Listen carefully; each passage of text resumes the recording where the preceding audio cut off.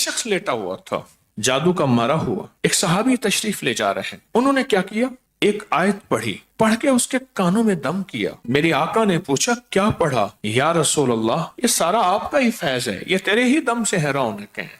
یا رسول اللہ میں نے سورۃ المومنون کی آخری 4 آیات پڑھ کے اس جادو اور مریض اور مارے ہوئے بندے کے کانوں میں دم کیا۔ اب سنیں میرے آقا نے کیا فرمایا، اور سبحان اللہ کہیں۔ میرے آقا نے فرمایا قسم ہے اس ذات کی جس کے قبضے میں محمد کی جان ہے، اگر کوئی یقین سے، بس یہ لفظ ذرا یقین کو غور سے سن لے اور یقین کو یقین سے سن لے، تو میرے آقا نے فرمایا جو شخص یقین سے اگر ان آیات کو پڑھ لے تو پہاڑ بھی اپنی جگہ سے ہٹ جائے۔